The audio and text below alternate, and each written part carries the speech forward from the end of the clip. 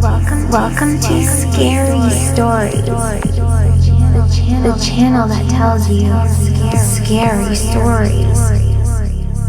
Welcome to the Best of Scary Stories NYC Summer 2019 2-hour special. I'm your old pal Bigfoot. This episode is packed with more Dogman than you can shake a stick at. With a little Bigfoot thrown in, you'd better be ready to be scared.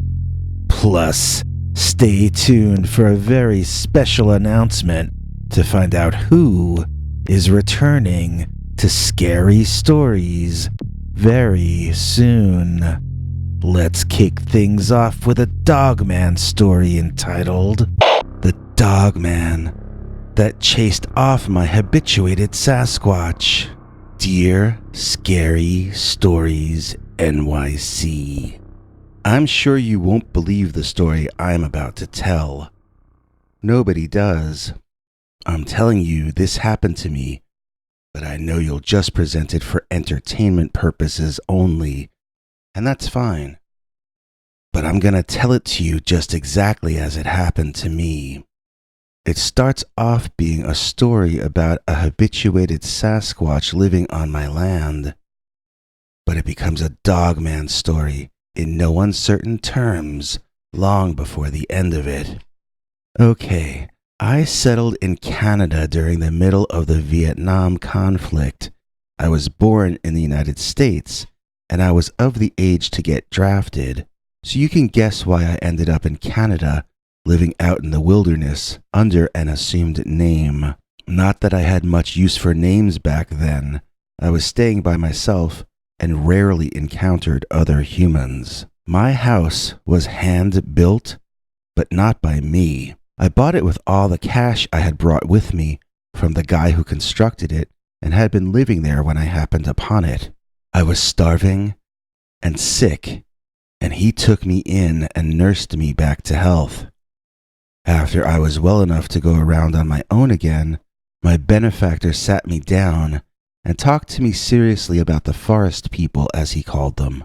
He taught me how to act toward them and how not to act toward them. He told me he'd lived in peace with them on his land for years, but he knew that such a social construct was tenuous at best, and that it could all go south very quickly if something happened to upset them or make them feel threatened. He told me they were generally peaceful people, but they were people, not saints. People can lose their temper, and he didn't want to find out what it would be like if people that large got angry. Of course, I wondered if he had gone crazy, out alone in the woods. But he knew I would think that, and he was prepared with answers to all my questions. For one thing, he took me around back to show me a very long Bigfoot trackway, or at least a bunch of tracks of something that looked like Bigfoot footprints. The tracks were laid in order, one after another, as though Mr. Sasquatch had been walking a tightrope. That made me dubious, as if I weren't already. To be honest, I was visualizing my friend there with big wooden feet on the ends of sticks stomping the prints into the ground just to impress me. I didn't believe him, but I acted like I did because, hey, when in Rome and all that. After a while, the owner of the home saw that I was fully back to good health, and he told me that we had to have a chat.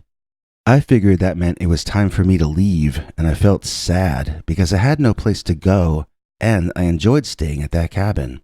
But instead, the guy told me he was ready to leave, and that if I could come up with the right price, he would sell the place and the surrounding land to me. I asked what that price was, and the number he listed was more than twice what I had. I told him that, and he changed his mind quickly, insisting that the amount I had on me in cash would be sufficient. We didn't have ATMs back then, and I was on the run anyway, so I had been carrying everything I had on me. I didn't have any other choice if you think about it. So, the guy left me tools for survival, taught me how to hunt and fish, and instructed me on leaving out offerings for the Sasquatch at timely intervals. Then off he went. I followed all his instructions to the letter, but neglected to leave anything out for the Bigfoot. After all, they aren't real, right? The night I was supposed to leave out an offering but didn't, Mr. Bigfoot came a-callin'. I noticed the windows of the house being hit by pebbles. I thought at first they must be acorns falling off trees and somehow hitting the windows. Then I saw one traveling on a mostly horizontal arc and pinging off the glass. It was not an acorn. It was a pebble, and it had been thrown. It did not fall. I ran to the window, convinced I was going to see some dangerous-looking guy out there. I immediately went into fight or flight mode before I even saw anything. But what I saw out there wasn't some angry guy. It wasn't a guy at all. It was a huge Bigfoot. I say Bigfoot for lack of a better term. It did not look like Harry and the Hendersons or any kind of beef jerky commercial. It looked like a really hairy, incredibly tall, caveman-type creature, but with thick fur covering all his body except his face, his palms, and the bottoms of his very large feet. He was standing right out in the open. He wanted me to see him. He wasn't peeking out from behind a tree or anything. He was there to ask me about the offering. The offering I hadn't put out. Panicking, I threw together the food as the previous owner had instructed me. I practically ran outside with the plate full. Once out there, though, that squatch looked even bigger than he had from inside. He was standing in the place where the offering was supposed to have been left. I wanted to get that food to its proper spot, but I didn't want to get any closer to that monster. Nevertheless, I had to, so I started putting one foot in front of the other and making my way toward the Bigfoot. I couldn't believe I was doing what I was doing. I felt my cheeks get hot and wet as tears came down unceasingly. I watched that hairy giant as he watched me with a curious expression on his face. Although I had been staying there for some time, I guess he hadn't seen me before, just as I hadn't seen him before. I wanted to stop and run so badly, but I knew that would only make things worse. As long as he stayed where he was, I told myself, I would keep approaching with the food. The thing is, he didn't just stand there. He took a step toward me. I placed the food down as carefully as my shaking hands could, and I ran back to the house, watching from the window as the beast ate as much as he wanted of the food, then lumbered back into the forest. Crisis averted, I think I fainted because I remember waking up on the cabin floor sometime later. Well, that was one responsibility I was going to have to make sure never to neglect ever again. I would see the Squatch from time to time. Once I saw him in the wood line, staring at me around dusk. I don't know if he was telling me to go inside, but some voice inside me certainly was. It could have been my own subconscious. Either way, I finished what I was doing quickly and headed inside, locking myself in for the night. Another time, I saw him walking by between some trees, not paying me any mind. It always looked like the same creature, and it never occurred to me that there might be more than one of them. I guess to me, he was kind of an archetypal figure, It wouldn't make sense that there could be just one Bigfoot in the world, but living out there by myself did not make me feel more logical. In that world I was in, there was a Bigfoot. Nobody else was around to tell me that I was crazy, so therefore I was sane, and there was a Bigfoot. I mean, I never spent as much time thinking about it as I just spent explaining it, so my thoughts were probably even less complicated than that. As a matter of survival, I had no choice but to accept that there was this man monster living on the same land as me. I never saw if he had a family, so I never thought that he might. But to be honest, I don't even know if it was the same creature I was seeing each time. They could have been a family, but if so, they were a family of very large adults.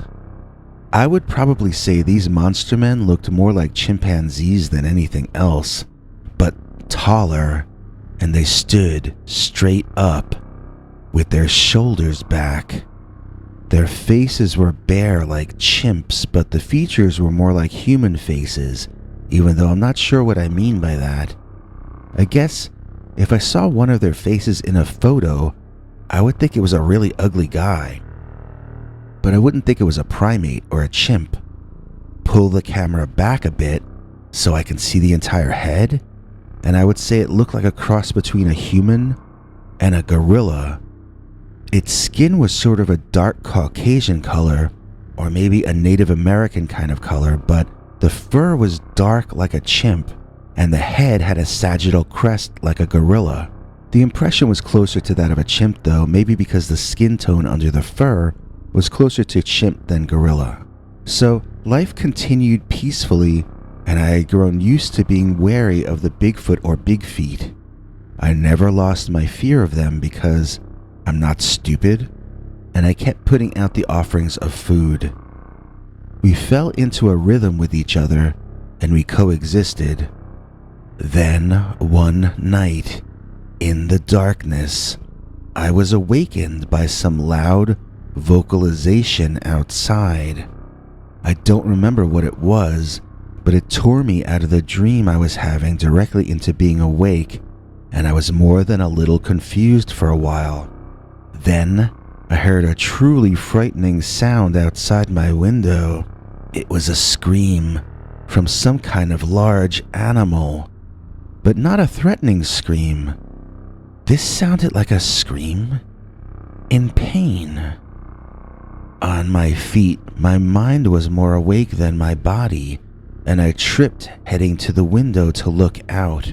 This turned out to have been fortunate for me, as a rock, bigger than a baseball, crashed through the window over me and sprayed glass all around. If I hadn't tripped, that rock and the glass probably would have hit me right in the face. So you know, maybe sometimes bad things happen for good reasons. I thought I was under attack from the Bigfoot, and I panicked. Hadn't I put out the last offering? Did I miss one? Was I supposed to have put food out that day? It was hard to think, but I was certain the next offering should have still been days away. I stayed down on the floor, shivering in fear, wondering if this was going to be my last night on Earth. I listened, and I could hear really nasty sounds outside. But it wasn't just one kind of sound. It was two large animals fighting with each other. A wave of hope washed over me. Maybe two of the Bigfoot were fighting. Maybe it had nothing to do with me at all. Maybe that rock was meant to hit something else and only randomly smashed through my window. It took all my courage, but I managed to crawl over to the broken window and slowly creep up the wall until I snuck up on the bottom of the window frame and peeked outside. At first, I saw nothing out there except the forest, but I waited. I could hear sounds of struggle. and I could tell they were near, but I couldn't see where because the view from the window was somewhat constricted. And then I saw what was happening.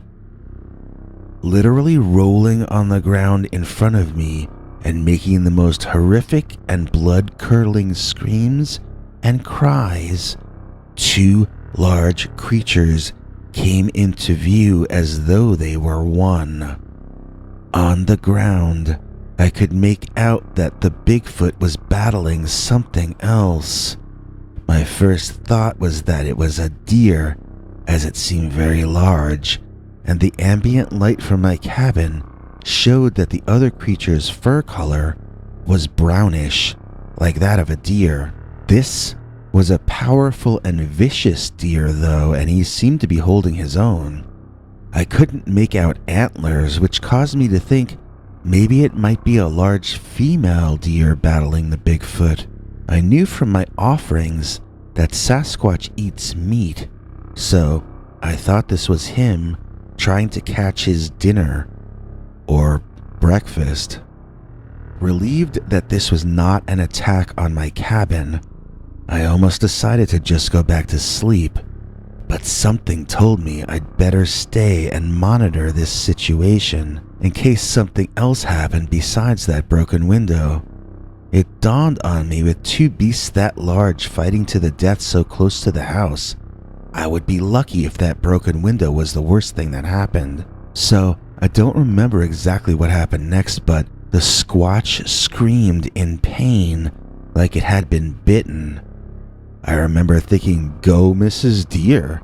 But when I peeked out the window, I saw the Bigfoot running away toward the forest. That made no sense at all to me. Why would Bigfoot run away from a deer, even a deer that had bitten him? My attention turned from the Squatch back to his adversary, who got up off the ground and howled. That was no deer. It was a wolf of some sort, but I'd never seen a wolf that color. I thought it must be a dog, but if so, it was the largest dog I'd seen in some time, and it was stockier than most large dogs. This thing was big like a mastiff. No, it was bigger than that, but it was also muscular and massive like nothing I'd ever seen in the wild before. I don't want to say it looked like a bear, because I've never seen muscles stand out like this in a bear. So, like I said, the thing howled, and then it stood up further. I mean, it kind of tipped backward and stood up on its hind legs. It seemed like a tactic to induce fear in his enemy, showing himself as tall as he could. But the Sasquatch wasn't looking back. He was just running away. The dog thing was facing away from me, but I still got a major chill running through my entire body seeing how tall this thing had made itself. If it hadn't impressed the Bigfoot, it had most certainly impressed me. But my theory about the standing up being a scare tactic fell to pieces at my feet, along with all the shards of glass. Because the next thing that dog creature did was run after the Bigfoot into the woods on its hind legs. No, I don't mean it wobbled on its hind legs the way a bear would. They look so cute when they do that, don't they? I don't mean it looked like a gorilla walking, which also looks cute and funny. I mean, this canine creature took off, running faster than an athlete could run, all on its hind legs. It looked graceful, it looked steady on its feet, and above all, it did not look cute. It looked terrifying. I could hear sounds of the fight continuing in the forest for some time, and I just prayed it would stay there as I cleaned up the glass and boarded up the window. I laid in bed after that, listening to the fighting continuing off in the distance until I fell asleep. So, fast forward a few days and it was time to put out the food offering to the Bigfoot again. I got everything prepared and walked out toward the spot. I could see the figure of him moving in the woodline and I hurried my steps, wanting to get the food down and get back inside before the Squatch got there. I was still about 20 or 30 feet away from where I needed to put the food when I looked up and saw the beast emerging from the forest. Except it wasn't the Sasquatch. You guessed it. It was that brown-colored Dogman thing. I dropped the food and ran back to the house, never looking back until I was inside. I watched from the one remaining window with glass in it as the creature marched toward the food. Then, it walked right past the offering I had left for it. That more than surprised me, as you can imagine. The Dogman kept on walking, and I realized it was coming toward my cabin. My heart raced. What would I do if that thing wanted to break in? I got my hunting gear and loaded up, preparing for a big battle. The Dogman approached, and I was as ready as I could be under the circumstances. But the Dogman did not try to break in. It just kept on walking, right on past the cabin, and I could see it was carrying something in its hands. Something that used to be alive but wasn't anymore. Some smaller animal. I thought, maybe this thing isn't a scavenger. Maybe it's a hunter. Maybe that's why it bypassed the food. It had its own kill that it was heading somewhere to devour. So obviously that was a lot to have to adjust to. I wondered if the Bigfoot would be along to eat his offering, but he didn't seem to. The food was half gone by the next day, but that could have been because of birds and smaller animals feasting on it.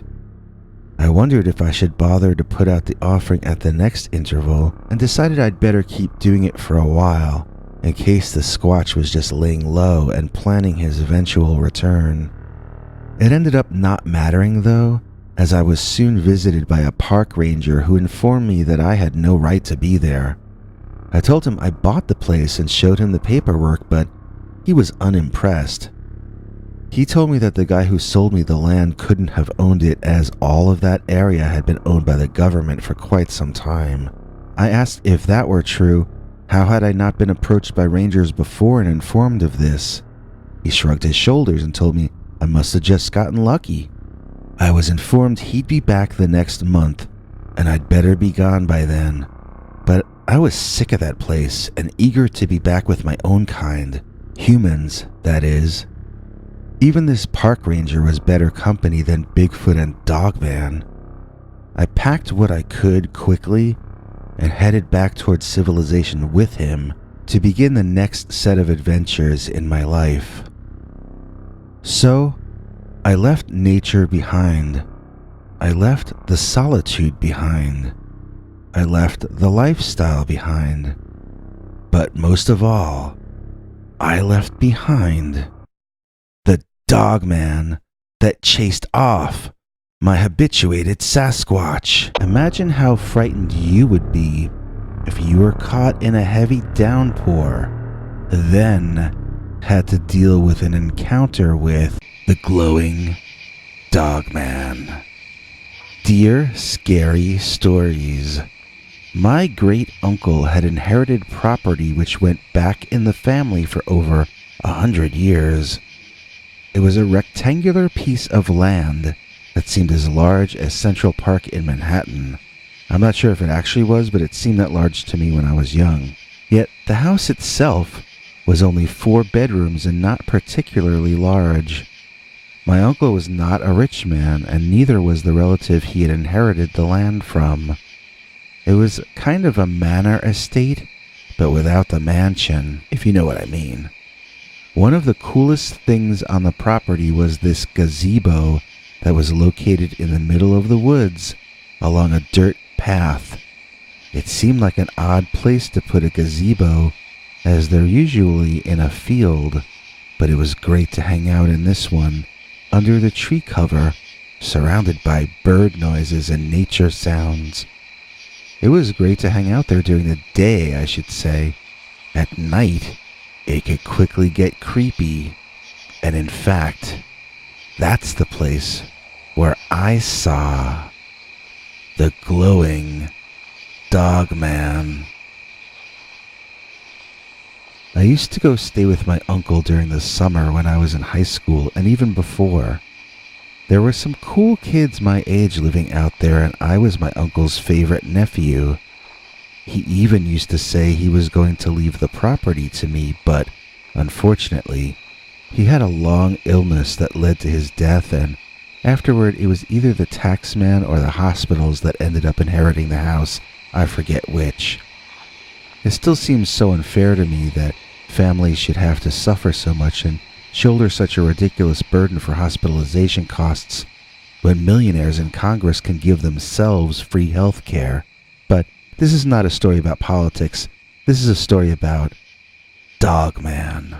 I'm not going to tell you where this took place because most of my family still lives over there, but when my uncle died, I was at college in New York State, and I've stayed here ever since.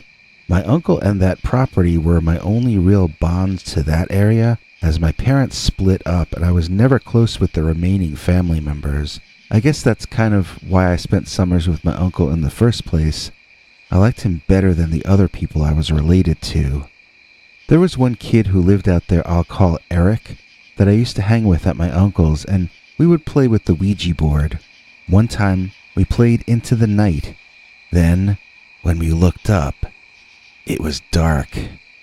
We hadn't even noticed how late it was getting when my cell phone rang and shocked both of us. It was my uncle asking where I was. When I told him I was at the gazebo playing with the Ouija board, he told me that was fine, but I should let him know the next time. Then, Eric used my phone to call his mom, and she was cool with us staying out later as well. This was the early 2000s. Not everyone carried cell phones yet. Mine had an antenna I had to pull up, and there were no fancy apps or anything like that at that point. It was kind of a glorified walkie-talkie, but, like I said, it was also kind of a status symbol for someone my age to even have one, at least among the people I knew.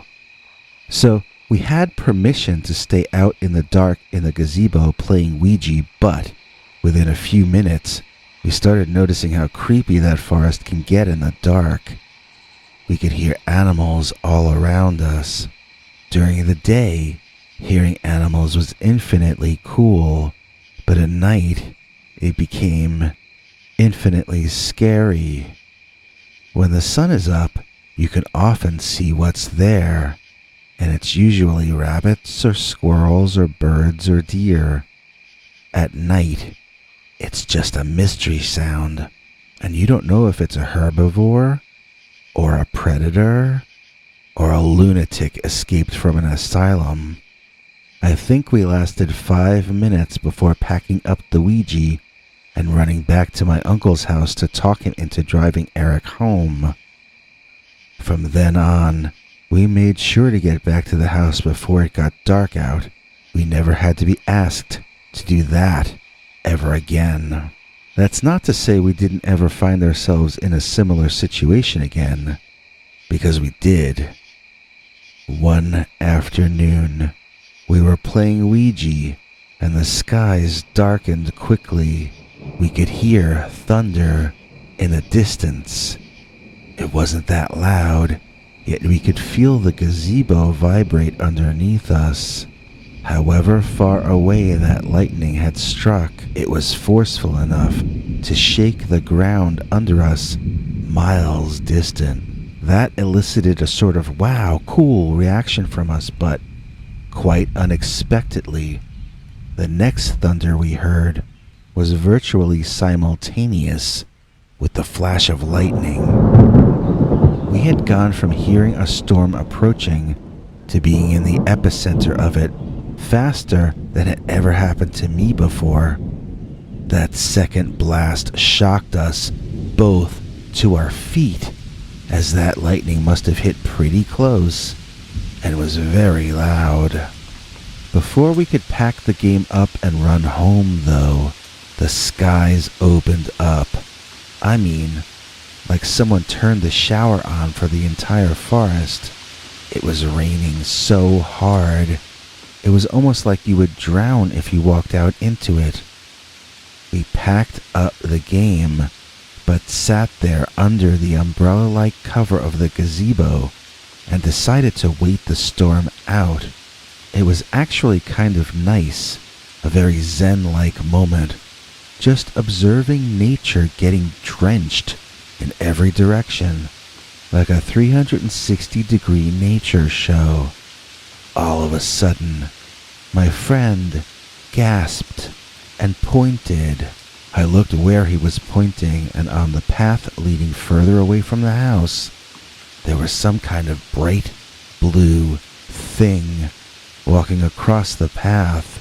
It was walking from the forest on the right toward the forest on the left, and it was about man-sized and bipedal, but it was in no way a human being.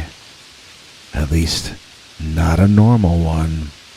This looked like a large, well-fed dog walking on its hind legs, but not in the sense of stupid Petrix kind of walking. This walked as though it were more used to being on its hind legs than down on all fours. But that wasn't even the most interesting thing about this guy. What was most shocking, in a literal sense, about him is that he was literally glowing. It was kind of like those glow-in-the-dark things they make, but not that green color they usually are. This guy glowed a light blue, and he had this electricity all around him, constantly moving. I'm not sure how to describe it. I mean, I guess it was like that Tesla coil effect, but then again it wasn't. I don't mean he was like shooting lightning bolts between his ears or anything like that.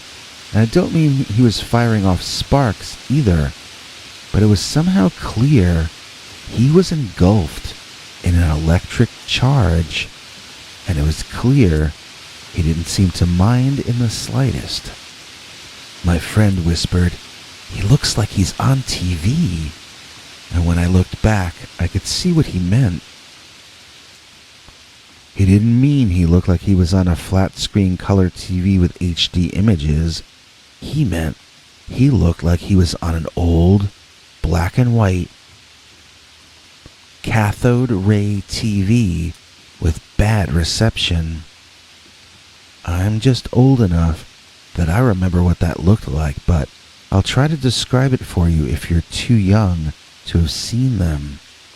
Black and white TVs didn't really look black and white. They were blue and flickery with lots of horizontal pixel lines going through them. Like, modern images on TV are at least 1280 pixels wide, but back then, your TV image was half of that, 640 pixels wide. There was almost as much area taken up by nothing as there was by imagery. But we didn't care, because it was all we knew back then at the time. This Dogman, or walking upright dog, looked like that. Like a black and white TV image, highlighted in blue and surrounded by electricity, walking through an HD full-color forest in the rain.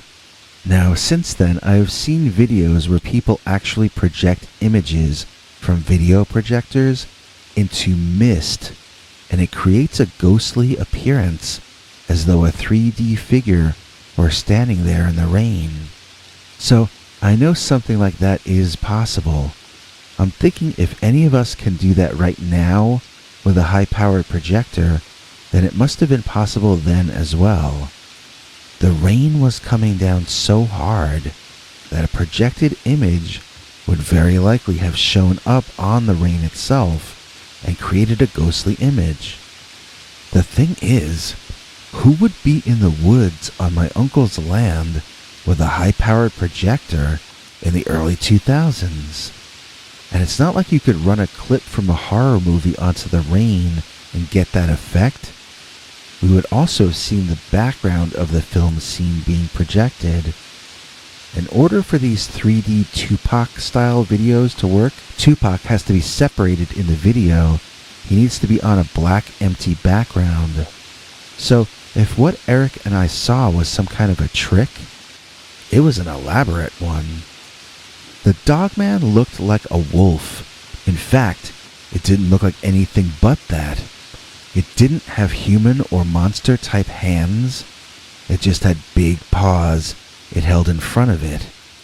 I don't think it was 7 feet tall like you hear in stories. I think it was more like 5 or 6 feet tall. I don't remember its eyes glowing any more than the rest of it. It was a bluish, monochrome wolf covered in an electric field, walking upright through a heavy downpour in a forest. It never seemed to notice us, and it disappeared into the brush and trees on our left. Speaking of left, that's what we did with my Ouija board. We left it there and we ran back through the rain, slipping and sliding and screaming in abject fear. I remember making it back to my uncle's house and being so grateful to be alive. That was the scariest thing I had ever seen, even though I really wasn't sure what exactly I had seen. My uncle listened to us tell him what happened with a bemused smile on his face, probably not believing us, but being entertained by what he must have assumed was our imagination. He made us hot cocoa and dried us off. Then he put on an old black and white werewolf movie on DVD or VHS, and we got caught up in that until it was time to drive Eric home. It was amazing, in retrospect, how fast we went from genuine fear to the horror movie at home fun kind of fear, but that's a blessing bestowed on the young. I suppose at this point, I'm supposed to say we never played with the Ouija again, but the board was still okay the next day, and we kept using it as much as we ever had. It's only now looking back on it that I can see that there might have possibly been some kind of a link between it and what we saw, but we definitely did not make any connection between the two back then. I'm not even sure I'd believe there was a connection even now. My gut feeling is that the Ouija board, in all likelihood, had absolutely nothing to do with the glowing Dogman. Pretty strange story, huh? Was it some kind of projection? If so, who was projecting it? Or was it something that was actually there? If so, why did it glow that way and seem electrified? What could the creature have actually been, and why did it glow like that? These are questions we unfortunately may never have answers to. Next, we'll tell you the story that makes you wonder how you would feel if you woke up in the dead of night and there was a red-eyed, upright dog staring at you through your bedroom window. Your bedroom window up on the second floor. But first, this important message. Guess who's coming to Dogman? By request, we're bringing back 2 of your favorites.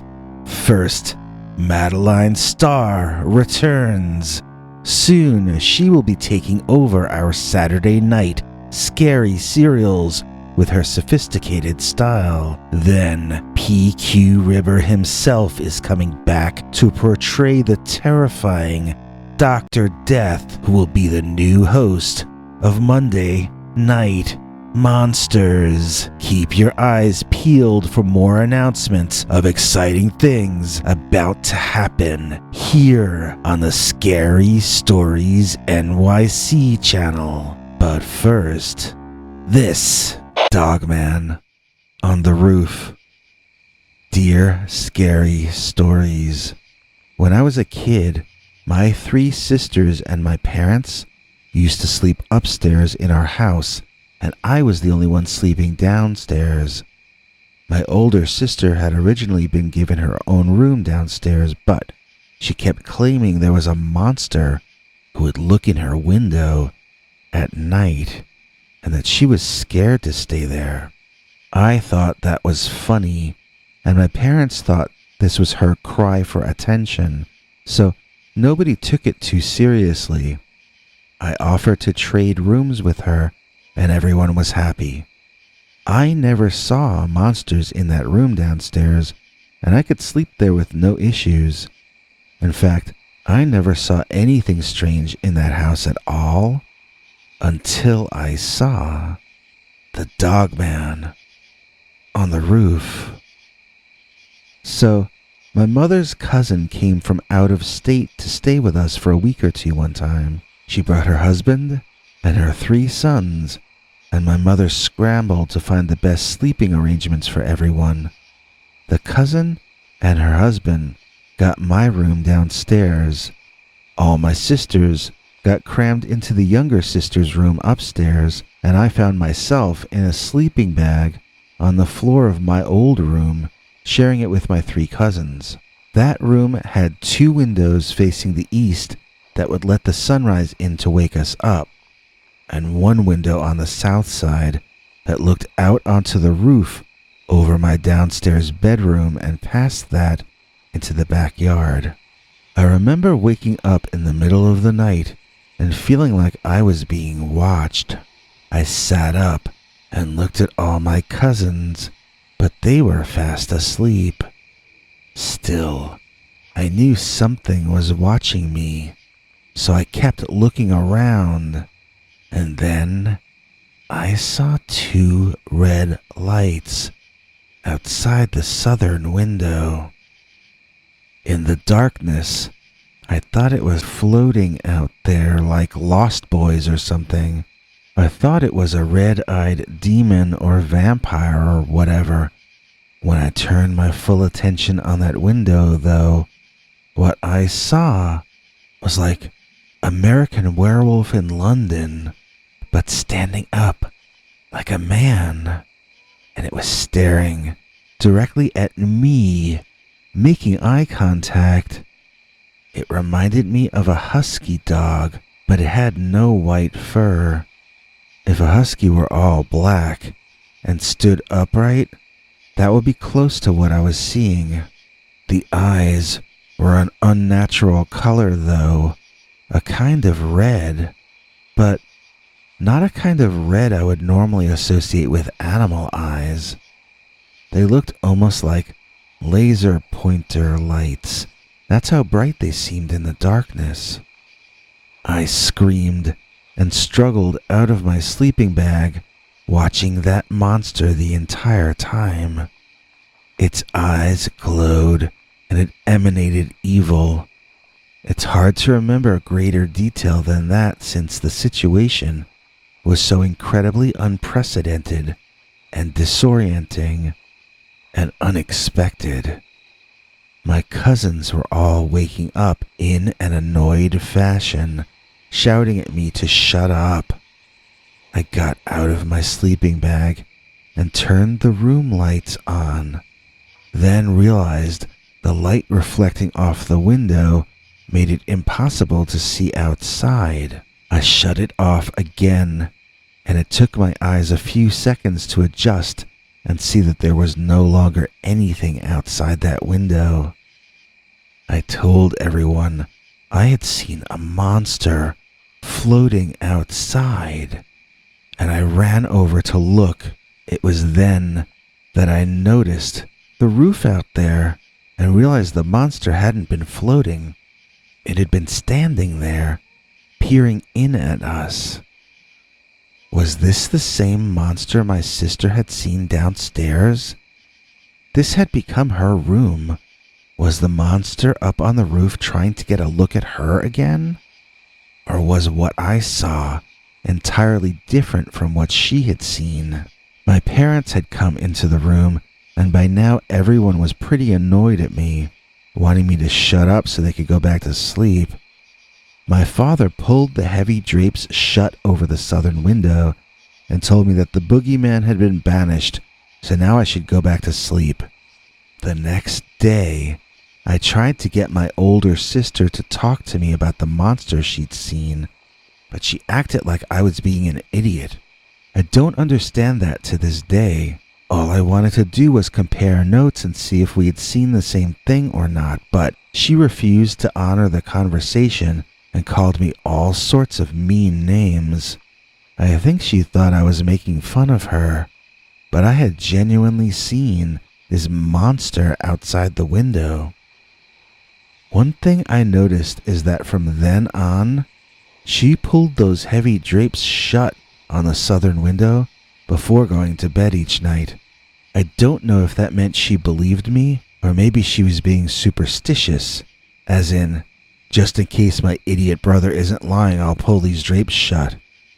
But I never found out from her if she was afraid of the monster she had seen downstairs, or if she was afraid of the Dogman that stood on the roof. Dogman scared off my house's burglar.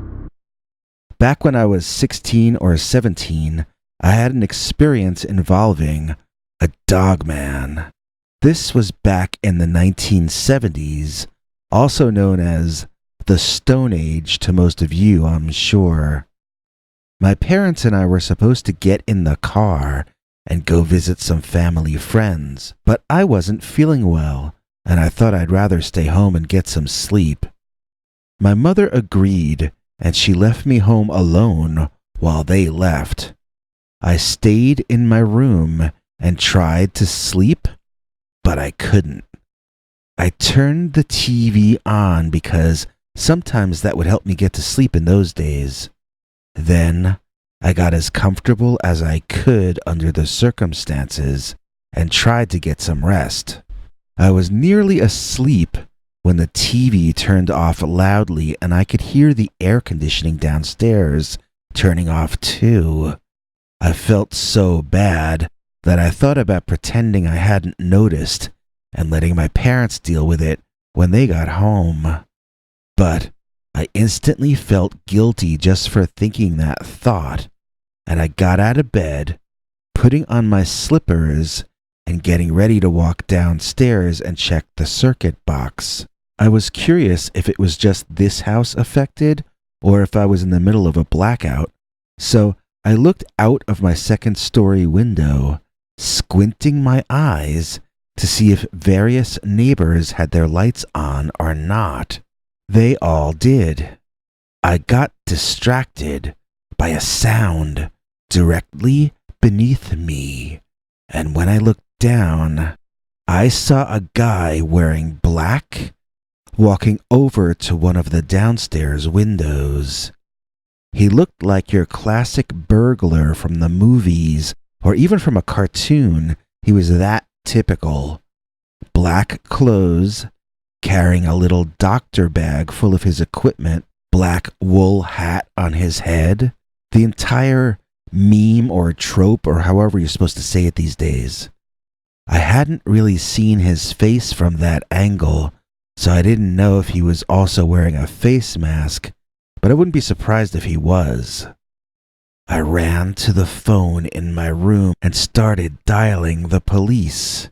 The call didn't go through. I hung up and picked up again, and then I realized there was no dial tone.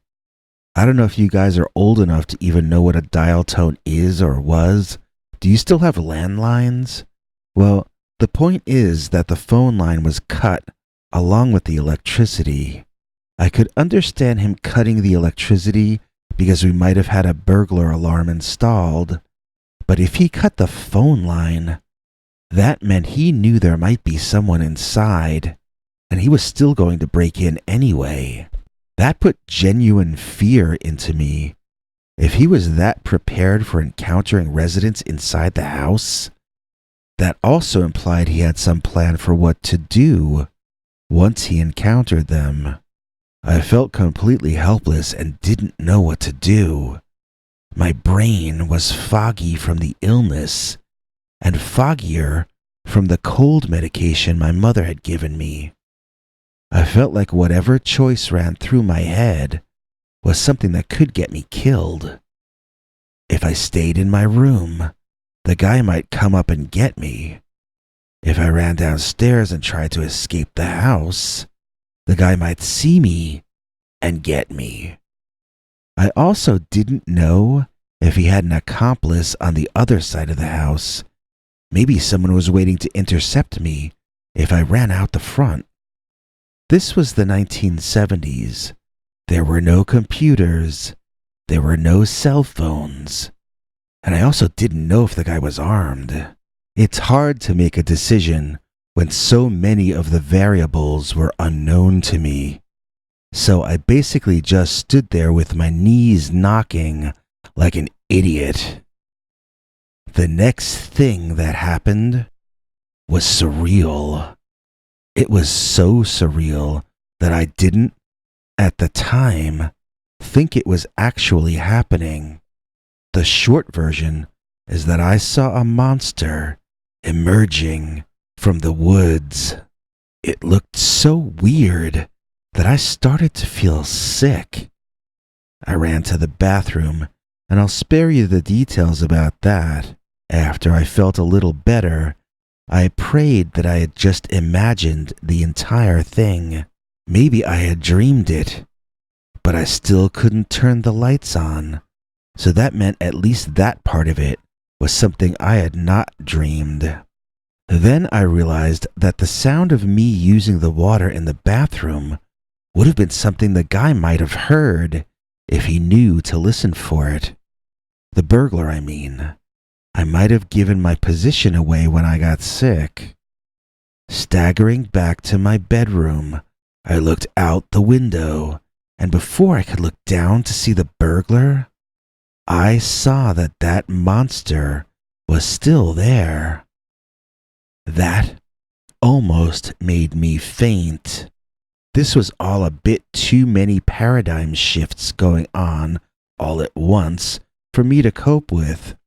The monster was standing just inside the wood line, and he seemed to be looking directly at the window underneath me. I could faintly hear the sounds of whoever it was tinkering away with his tools in the process of breaking inside. Okay, now let me pause to explain what I mean when I say there was a monster out there. That was the word I used in my head as it was happening. I did not think Dogman because I had never heard that term before.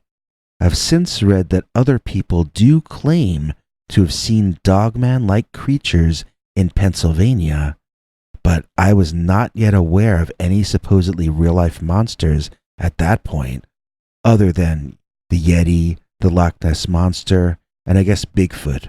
Also the Boggy Creek Monster, which I guess was a kind of Bigfoot also. This thing, though, this thing was not something I would call a werewolf because it wasn't wearing clothes. It was a furry animal that stood on its hind legs. So for me, that was a monster, but it was unlike any kind of monster I had ever even heard of. It appeared almost black in the backyard, but the only lighting was the moon and some ambient light from the nearby houses. I guess it might have been dark brown or dark gray or some other dark color. I remember it being mainly uniform, but with lighter patches on and around the face. It stood kind of like a man, but its way of standing reminded me a little of the Cyclops from that old Sinbad movie. You know, the Ray Harryhausen animation. Its legs looked a lot like the Cyclops' legs, but they didn't end in hooves as far as I could see. Well, maybe they did. They were covered by grass, but it looked more as though it had dog feet to match its dog-like head. The eyes seemed unnatural in some way, but I can't put into words what I mean by that exactly. They didn't glow, but there was something very strange going on with them. It sounds corny, but there was something otherworldly about its eyes. That's the word that pops into my head, otherworldly. At the same time, it seemed very much like a real thing there in front of me. It was absurd to the point of almost being funny, and yet it was the most terrifying thing I had witnessed in my life. In fact, to this day, I've never seen anything as frightening, and I'm pretty old by this point. Do you know what it kind of reminded me of? The big bad wolf from that old Disney cartoon. It wasn't wearing overalls or a hat or anything like that. It was just a dark, man-shaped, wolf-like monster with lighter parts around its face and its long snout. The way it was looking at that burglar underneath me was the same sort of hungry way that the big bad wolf looked at the three little piggies. Now, this might sound like the weirdest thing you've ever heard anyone say, but at that moment, I was looking at that monster with the dog head as some kind of possible savior. I prayed that he would act on the hunger I saw in his eyes and deal with my burglar problem for me. But then, a horrible thought gripped me. What if he was working with the burglar? What if that Dogman was a guy in a costume and he was standing guard for the guy breaking in? It's a weird thought, but not any weirder than anything else that had been happening. I kept wishing I could wake up, but unfortunately, I wasn't asleep. So then, my wish was granted, and the dog-headed monster took a step or two toward the burglar, which instantly and effortlessly turned into a run so graceful that it was almost like the thing was gliding across the lawn. It disappeared from my view before I could look down, but by the frightened shouting I heard from down there, that thing was no friend to my burglar. At that point, a somewhat comical display occurred as the would-be robber began running away from the monster, only to be caught and easily tossed to the ground or tripped to fall on his face. This happened 5 or 6 times. The monster was just playing with that guy. His overpowering nature was absolutely stunning. I don't think any human would have stood a chance against that beast. It toyed with the burglar almost like a cat would mess with a mouse, prolonging the event, seemingly for its own amusement. The guy's whoops and hollers were as blood-curdling as they were funny. It was like watching a Three Stooges movie that you knew was going to end in tragedy. Eventually, the guy managed to break free and run into the woods in the direction the Dogman had originally come from. The monster went after him at a leisurely pace, apparently very confident that this human wouldn't be all that hard to catch up with. I'd love to tell you more about the burglar and the Dogman, but I took my chance at that point and ran downstairs, out the front door, and over to my neighbors so that I could call the police. Then they came back with me to my house so that they could vouch for me to both the police and my parents when they eventually got home. They also lent us some candles and battery-powered lights, and they called the electric and phone companies for us. I told everyone what happened, but I changed the monster into some sort of dog that I couldn't see very clearly. I said maybe it was a bear. The cops and my neighbors both looked at me strangely, since the behavior I was describing didn't seem much like how a dog or a bear would act. I shrugged my shoulders and reminded them it was dark and the electricity had been cut. When they continued to look at me strangely, I pointed out that I had run next door, so I couldn't have been the one to chase the robber off. Apparently something or someone else did. Everybody else shrugged their shoulders too, since nobody had a better explanation than I did. The cops found all the burglar's equipment where he had left it.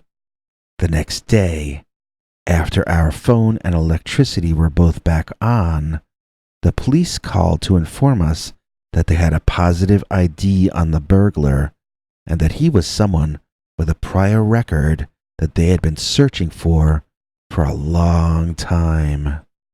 They said they'd contact us when they picked the guy up so that I could try to identify him, but they never, ever found him. Decades later, and he's still never been located. The official story is that nobody has any idea where he went to, but I have a theory. I think he became the victim of the Dogman. We'll be right back with a story about encountering Dogman deep underground, right after this. Get your Bigfoot for President t-shirts, mugs, buttons. Get them now. cafepress.com/Bigfoot for President. The Tommyknocker Dogman. Dear Scary Stories NYC, since you live in New York, I imagine you don't know much about mining, as in gold mining, not crypto. Well, I knew nothing about it either, but that didn't stop me from foolishly trying to do it, and to do it illegally, in a mine I had no permission to be in. But fate stepped in on the way to stop me from profiting from my misdeeds. Yes, fate, in the form of the Tommyknocker Dogman. So, this was a while back, half a lifetime ago. I was around 20 and out of work, looking for any way to scrape money together for survival. I fell in with this creepy guy. I knew he was creepy even back then, but when you're poor, it's hard to find or keep any friends at all. Everyone sees you coming and figures you're gonna ask to borrow money. So I hung with this creepy guy, and he was always suggesting creepy things that we could do creepily. I went along with his dumb ideas too many times, but I also turned him down a lot as well. One time, he appealed to my greed and told me about a gold mine he knew that was officially tapped out. The thing is, a small company had bought the supposedly finished mine and had a skeleton crew working the place, taking out amounts of gold too insignificant for a bigger company to care about. I was broke and intrigued, but mostly broke, so I got in the car and we both drove out to the country. We got out of his car and snuck around toward the top of this hill that overlooked the mine. We saw the crew packing up and going home. We watched them leave, then waited another half hour before venturing down, looking out for alarm systems, but we found none. I got the impression that the mine owners were almost as broke as we were, to not even scrape together enough cash to set up perimeter alarms or anything. We were able to waltz right into the cave-like mine entrance and wander deeper and deeper down into the darkness, each armed with a cheap flashlight. I was whining the entire time that any gold was going to be dangerously deep in the mine, and that we didn't have the correct equipment to do anything if we did find any. The creepy guy ignored me and led me deeper and deeper and deeper. There were 2 or 3 times when we reached forks, and he decided which way to go each time. I became increasingly frightened that we wouldn't be able to find our way out.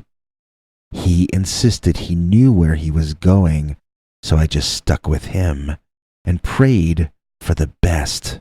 Well, I almost fainted when my flashlight panned over this one wall, and something bright shimmered and glimmered under the light. Gold! Little bits of it, all over this wall. I couldn't believe our luck, and I couldn't believe the owners had left all this right where it was, as the tunnels continued on, deeper and deeper, past this point. We both got out penknives and started chipping away, getting the tiny little chunks out of the wall. I remember I brought a Wonder Bread bag to put it in. I forget what the creepy guy had, but we were scraping gold dust and gold pebbles out of the wall, both excitedly and happily. At around that point, I heard a knock from deeper in the cave. "Did you hear that?" I whispered to the creep, and I could tell by his expression that yes, he had. "Nope," he lied to me. "I didn't hear anything." He kept working, not averting his eyes from what he was doing. I was staring into the darkness in the direction of the knock when there came 3 more. It sounded like someone knocking on your door asking to be let in. "You heard that," I insisted, but the guy denied it and kept scraping gold off the wall. I think it was then that his flashlight began dimming. "It's time to go," I said as forcefully as I could. "So then go," was his answer. I gulped hard, unsure if I knew the way out. "It's 2 lefts and a right, you chicken," he spat out, then asked if he could borrow my flashlight since his was dying. I said no, and we got into an argument. The quarreling didn't last long, though, because from out of the depths of the mine emerged what I can only assume was the source of the knocking. Yes, it was a man, all right, but it was an underground man. It had eyes that literally emitted their own light.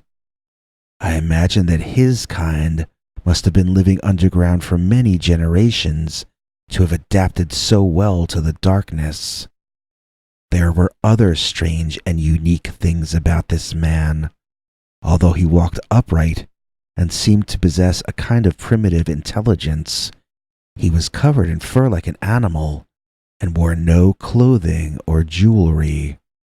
He had a head like I'd seen Saint Christopher depicted with, basically the head of a dog. When it came upon us, it briefly looked as surprised to see us as we were surprised to see it. Then, within a split second, it turned savage and bent down as though it were going to charge us. Just then, the creepy guy's flashlight went out. I ran. I ran as fast as I could, falling on my chin once and tripping to fall sideways another time. I dropped my flashlight repeatedly, but judging by the sounds coming from behind me, that savage Saint Christopher was too preoccupied with the creepy guy to have time to deal with me. I ran out the mine entrance, and I didn't slow down until I was back at his car. He had left the keys in, and I drove the car back to his home, parking it there. I wiped my fingerprints off the steering wheel, off the keys. I left the car there, and I walked home. Nobody ever came to question me about that guy, if they ever even noticed he was missing. And I never heard from him again, so I can only guess what happened.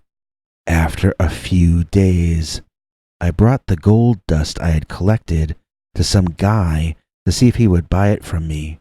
He told me it was fool's gold and basically worthless, and that seemed like the perfect ending to this story for me. I was a fool on a fool's errand, and I'm lucky I came out alive. I didn't deserve to profit off my stupidity, and I certainly didn't. Thanks to the Tommyknocker, Dogman. Tonight we've got a new story about a Louisiana cryptid you don't hear that much about. But first, we've got this all-new Dogman story set on a hot summer night. And we call it Heatwave Insomnia Dogman. Dear Scary Stories NYC, this recent heat wave has me thinking of one I suffered through years and years ago, the first time I lived on my own. The air conditioning in that house couldn't take the extreme heat, and it basically did nothing to cool the place down. I would take a shower, then stand in front of the AC in order to try to bring my body temperature down, but it wouldn't work for long. The last night of that particularly long heat wave was so hot, I couldn't really sleep at all, and it didn't help any that there was someone or something making noises outside and keeping me awake all night. A something that turned out to be the American Dogman. So I had been working a day job while still living with my parents. It was my first job in an office, and although not exciting, it paid well enough that after the first half year, I was able to afford to rent a small house within walking distance of the job. My next goal was to save up for a car, then find a place further away. Although the office building and company I worked in were in the process of becoming a pretty big business at the time, the neighborhood the office building was located in was a bit rural and therefore inexpensive, mainly populated by families that were not well-to-do and who had been there for generations. To them, I was a weirdo, leaving in the mornings wearing a suit and arriving home dressed the same way. People would unabashedly stare at me when I walked down the street. And other than two nice ladies on my block, everyone else looked at me as though I were from another planet. But still, it was good exercise to walk to and from work, so I was getting in better shape and getting ready to buy a car and get away from these people who thought I was so weird. Don't get me wrong, the neighborhood was lovely. It was surrounded by woods and at least the neighbors were quiet. There were some teens who would blast their music loud in their rebuilt old vintage muscle cars, but they never came down my block as I lived near the end of a one-way street, ending where the woods started. I considered myself lucky that I lived in a place they found uninteresting because, to be honest, it looked like a perfect place to bring your girlfriend to park in the dark, if you know what I mean. There were no lights on the street at night, so you would have privacy, or the illusion of it. Something was keeping the kids away, though, and that was fine with me. My life at that point was eat, sleep, work, and repeat. I didn't have a social life, and I didn't want one. Yet, I had my plan to get ahead, and I was going to stick with it. First, get a car, then rent a place in a better neighborhood, then begin to budget time, energy, and money to socializing. I wanted to have a family by the time I was 30 or sooner, so I hoped to give myself some time to play the field before getting serious and settling down. I was all work and no play because I had scheduled my play for later on. I had on my blinders and nothing was going to get in the way of my planned out life. Not even a force of nature, like the Dogman. So anyway, It was a hot summer when I was living in that small house. On the days in the 80s, if I opened the front and back windows, there was usually a natural breeze through the place that kept it livable even with the AC off. But once it got over 90, it was an oven in there no matter what I did. And the night I'm about to tell you about was the hottest night I spent in that place. It was a Sunday night, and I had to get up in the morning for work. It was so hard to sleep that I didn't know what to do. I took a shower, then stood in front of the air conditioner, but it would just dry me off without cooling me down that much. Every time I laid down, all I would succeed in doing was making the bed uncomfortably damp with my own sweat. I filled up all my jars and bottles with water and stuck them in the freezer during the day, so that night I would have cold water to drink or pour over my head.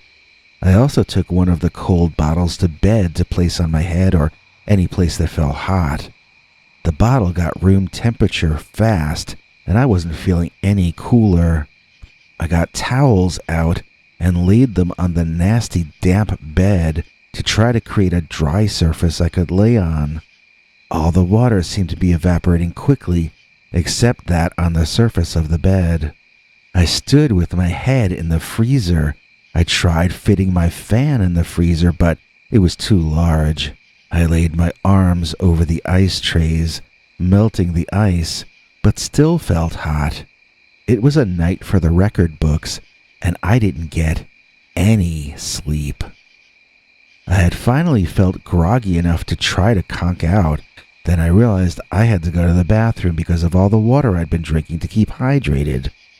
While doing my business, I heard something outside the bathroom window that unnerved me. It sounded like something was out there. My first guess was a raccoon. I wanted to open the frosted window and look out to see what it was. I decided not to because there was no screen on that window.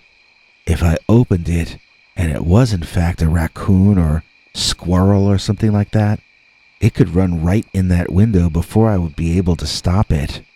If the thing had, rabies or something, that might be the hugest error of my life. And even if it were healthy, spending the entire night trying to capture and release a small mammal sounded even worse than being too hot to sleep. I filled the tub with cold water to try to cool myself down with a bath.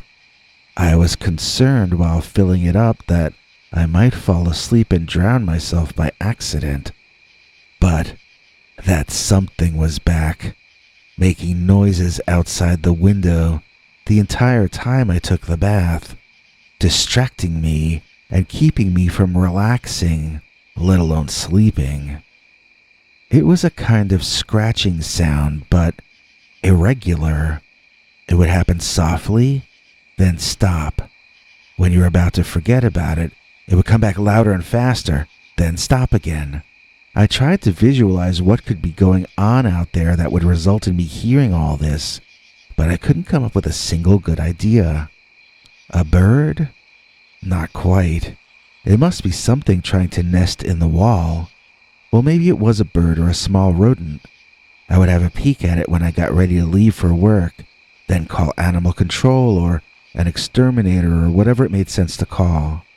Having made up my mind what to do about it in the morning, I set about beginning to get myself to ignore the occasional noises when a new sound was added to the mix that blew out my previous theories. I heard the distinctive whining of a dog. A dog. New theory. Something was already living inside my wall, and the dog could smell it. He or she was pulling at the outside of the house and trying to get in at whatever its intended prey was. So that meant I should probably call the landlord in the morning instead of animal control. He was probably going to need to make repairs. I tried to sleep again, but now I could hear that dog walking around outside, and its whining sounded really pathetic. I wondered if it might be hungry. Guilt started to grab me, making it even harder to feel drowsy. I had some leftover hamburger. I could put that out for the dog, maybe on the back porch. That might solve its problem and give me some quiet, both in the same move. So I got up and I got the burger from the fridge. Walking to the back door, I opened it sleepily, yawning, then almost choked on what I saw. There, on the back porch, was a bipedal, dog-headed entity, taller than I was, staring down at me. It looked a lot like a husky or one of those kinds of dogs. Its eyes were not that weird shade of blue, though. They were bright yellow instead, and the eye shine was particularly bright that night. It did not have a dog collar on, but it looked well kept. I guess it might have been a dog belonging to a neighbor, but it looked too natural on its hind legs. It did not look like a dog performing a trick. It looked like it was used to walking that way. Its feet seemed larger than a dog's feet might normally be, and its arms seemed shorter. Note I say arms and not front paws, as they looked as though they were more used to holding things or performing other actions than being run on. This did not seem to be a standing dog. This seemed more like a furry man with a dog's head. The Dogman made a strange deep sound that I took to mean that it was unhappy with me being so close to it. I felt panic in my chest, a release of adrenaline so hard and sudden that it hurt. As I studied this thing and it studied me, I became aware that I was seeing spots around the edge of my vision and beginning to feel numb. I knew that meant I was going to faint. I dropped the burger out on the porch for the dog and managed to get myself back inside. I dropped to my knees and double-locked the door. The next thing I remember is waking up in the corner with a sharp pain in the back of my neck from the way I had been sleeping. I still had time to get to work if I ran, but I called in sick instead. Then I contacted my parents and asked them for a loan so I could rent a car and rent an apartment in a better neighborhood.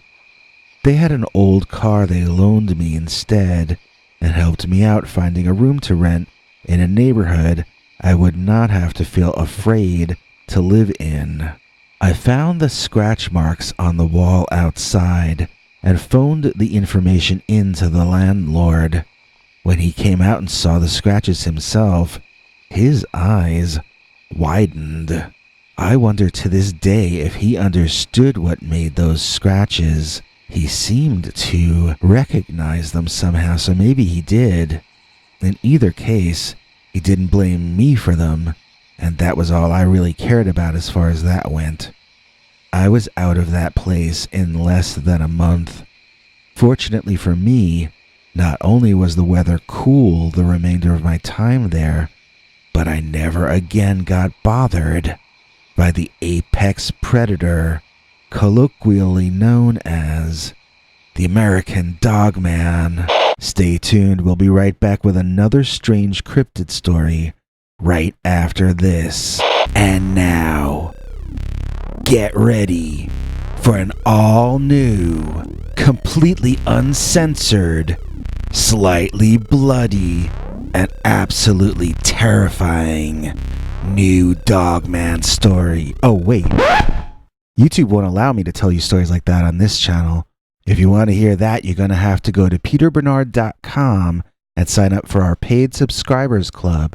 You can choose any price you can afford for a 1-month subscription, and then every weekend we tell you a story YouTube would never allow us to tell you on this channel.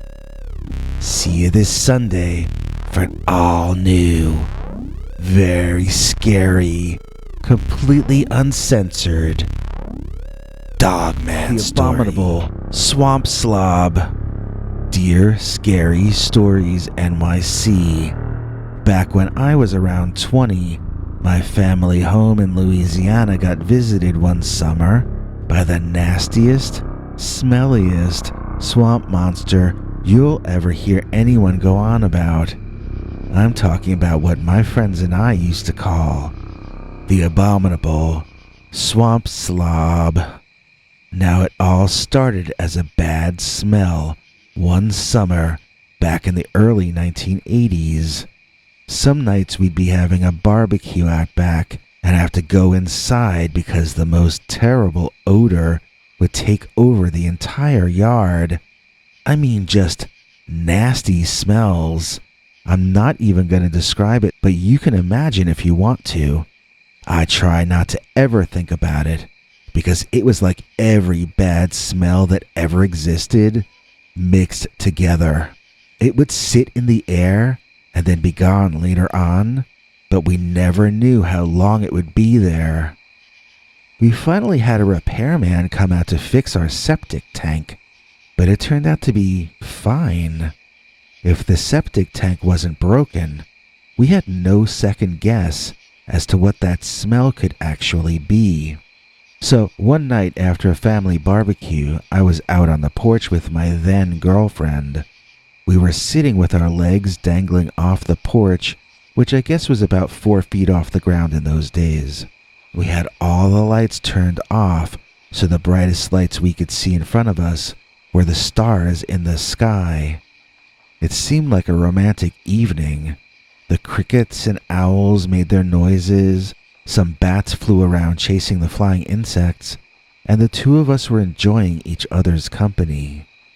Then, that smell came back. The awful smell. I got up to go back inside, but my girlfriend tugged at me and pointed toward the trees on the side in the back of the yard. She asked me if I could see the red lights. Red lights? I didn't know what she was talking about until I spotted red eye shine over where she was pointing. It looked like it was up in a tree, so I figured it had to be some kind of a bird on a branch over there. I told her to wait on the porch, and I jumped down and walked over to where I saw that eye shine. I was really curious to see what it was, and if maybe it might help explain the bad smell. Holding my nose to keep from gagging, I went up to a few feet short of the eye shine in the pitch darkness. Looking up at it, I heard a growl, and I stopped dead in my tracks. Could that be a cat up on that branch? Like a mountain lion or a Wampus cat or something of that nature? Just then, the eyes moved toward me, and the figure they were connected to emerged into the starlight and the reflected light from the house behind me. It was not on a branch above me at all. This creature went straight down to the ground. It was taller than me, and twice or more as wide as well. This was undoubtedly the source of the odor, as it was covered in mud, and who knew what else. This appeared to be a kind of an ape, but it stood up tall like a man. I don't know if maybe it was living in the bayous, swimming, and that's why it was covered in such foul-smelling muck, or if there were some other reason. But this was a swamp monster, just like the kind they told us about in comic books back in those days. It had teeth like a human, but extremely messed up. I mean, it wasn't a mouth of fangs or anything. It looked like some kind of proto-human. It kind of appeared to also have plants growing out of it, but I assumed that was an optical illusion in the darkness. It probably just had vines and leaves stuck in its matted, tangled fur. But it truly created a terrifying impression standing there, eyes glowing red, smelling to high heaven, and entirely covered in 3 or 4 inch long, muddy hair or fur, intertwined with all sorts of vegetation. It had a low brow ridge like some kind of giant monkey, but its nose and mouth looked more human than anything else.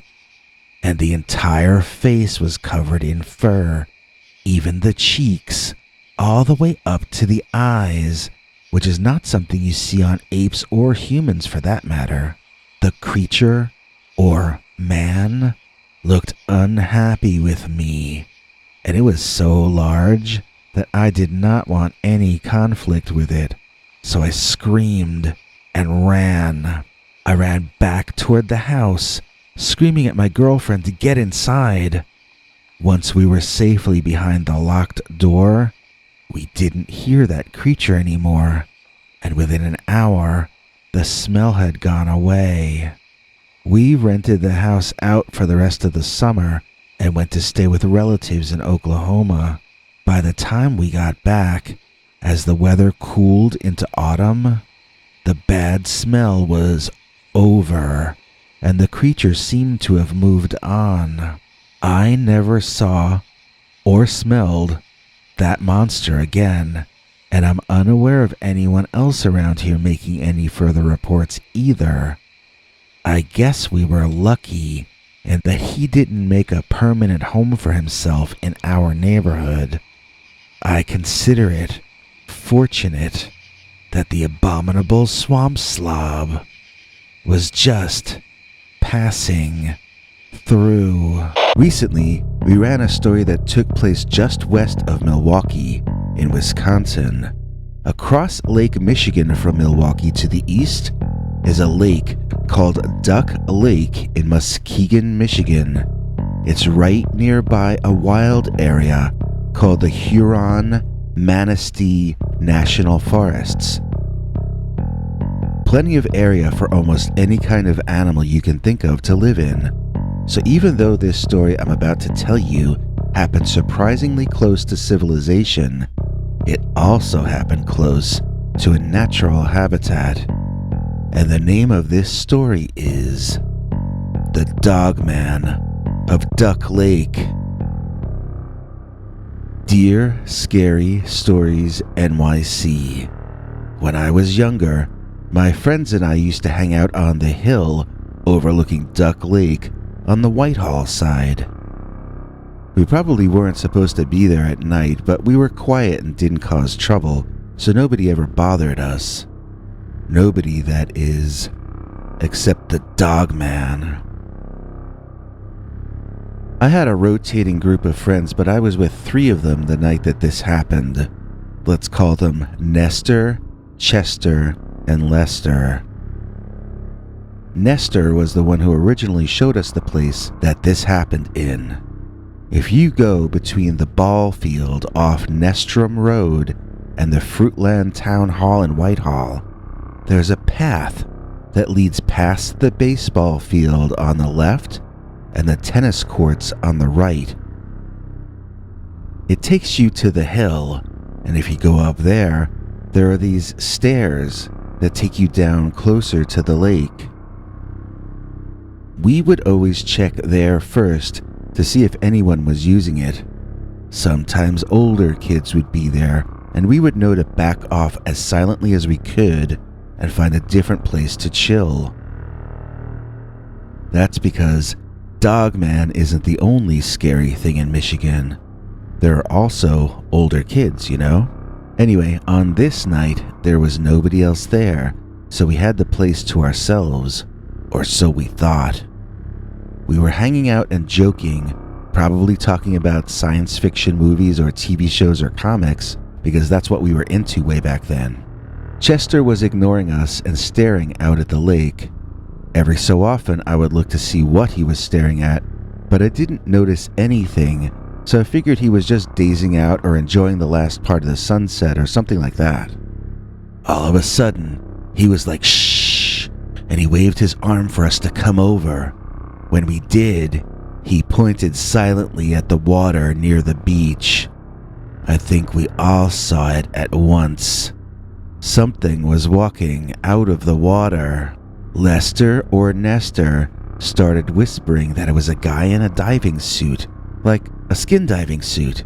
He was glossy and black from head to toe, so that seemed like a logical conclusion. Chester asked, "Well then, why does he have Batman ears on top of his head?" I looked more closely. He was right. This guy had ears like Batman. But the ears were moving, they were twitching. Nestor said that was his snorkel equipment. Nestor was wrong. It was ears. He had ears on top of his head, and I said so. Chester thought it was a guy dressed as Batman. He said the guy must be crazy and that we should get out of there. I said it's not a mask. Those are real ears. Look how they move. We all stared, and nobody said another word. We just watched. The guy walked across the beach and looked like he was going to be walking past us to our right. We all ducked down in places and hid ourselves, but kept watching the guy. As he walked closer and closer, we could see that it was not a man. The way he walked was sort of freaky, but I don't know exactly how to describe it. I mean, he didn't limp or anything. He walked sort of normally, but just not normally for how a man should walk, if that makes any sense. His legs were weird, too. It made me feel like I was watching a strange animated film or something. I could see it was walking, and I knew it was really happening, but I still didn't really know what was happening. After a while, he walked out of our view. It looked like he was going to climb the hill beneath us a bit, then walk past us to our right, so we all signaled to each other to be quiet, and we waited together. Suddenly, there was a loud noise behind us and to our right, and I nearly screamed. Stunned, we turned around to see another guy just like the first one.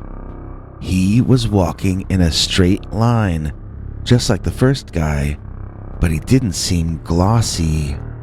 I was absolutely panicked, and I started to get up to run, but two of my buddies grabbed me and pulled me down with them.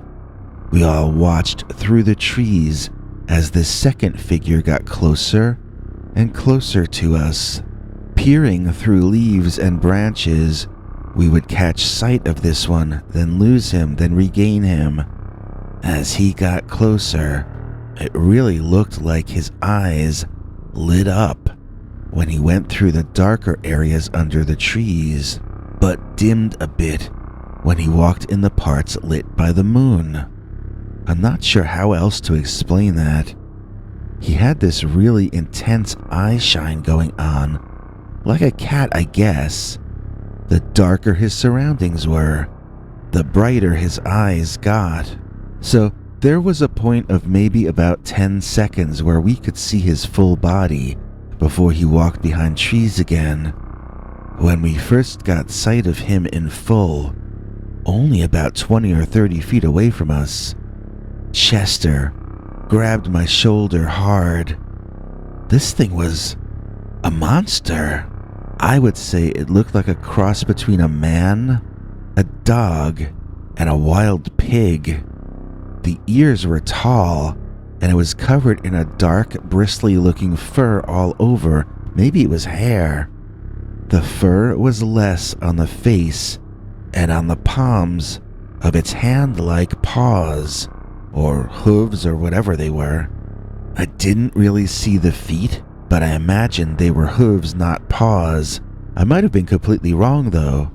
I only saw its nose from the side, and it reminded me of a pig. Maybe if I had seen it from the front, I would have said it was a dog nose, I don't know. All of the others thought it looked like a dog standing and walking. I wasn't so sure. But one thing I will say for sure, the thing had a long and full dog-like tail. It twitched back and forth like it was swatting at flies. Maybe it was. Then we could finally see the first figure, the wet one, coming from our left and walking in front of us. The two of them were going to meet. The one in front of us also looked like kind of a pig dogman to me, but the other said, "That's the Michigan Dogman." He and the second dogman did sort of meet, but it didn't seem like they acknowledged each other, and they went right past. The second one, the dry one, turned left and started walking toward Duck Lake, while the first one passed him and made a right to follow back to where the dry one had come from. It was almost like they were pre-programmed robots or something. I don't mean they walk like robots because they didn't. Well, actually, I don't know what robots would walk like, so maybe they did. I'm just saying they looked like natural creatures, but they walked in straight lines. And the fact that they didn't acknowledge each other as they passed was very unnatural. So, when the wet one passed that same spot, the one where we could watch him for about 10 seconds in profile, we could see that he also had a tail like the dry one. It twitched like it was swatting flies, but each time it did, it would spray a little water around. "It's like they're trading places," said one of my friends. And the thing turned and looked at us with its yellow lit up eyes. From the front, its nose was black and leathery and resembled a dog's nose with extra large nostrils. I screamed and stood up, and its head followed my movements. I froze, staring into its yellow glowing eyes. It stared back into mine. It was like everything froze for a few seconds, like all of us were trying to figure out what the heck to do. The dogman seemed kind of angry after a little while and began to make a growling noise that did not sound like a robot. It sounded like an angry dog pig man. What I mean was, it sounded like a real animal, and a real angry one. Chester whispered that we should run. Nestor whispered that you never run from a predator. Lester asked, "Well, if you don't run, what do you do?" And Nestor said, "You walk away slowly." All three of my buddies stood up as slow as they could, and the monster turned its head toward them and growled a bit louder. "Remember," Nestor said, "walk very slowly. Take a step." He was talking to me. I had to take a step now. I really didn't want to, but I did. I took a step, and the dogman also took a step in my direction. That was all I could take. I ran. I ran toward the path leading back to the ball field and the tennis courts. I could hear my friends screaming help and racing behind me. I turned and looked when we were passing the baseball field, and I thought I could see the dogman still chasing us. That sent fear through me like a lightning bolt. If the thing was willing to come out of the forest and toward civilization, how far would it be willing to come? Would it chase us to our homes? I ran all the way back to Nestrum Road, and my three friends raced past me toward their parents' houses. I was the only one who stopped and looked. I couldn't see the dogman anywhere, but I wasn't sure if he had turned back or taken a different route.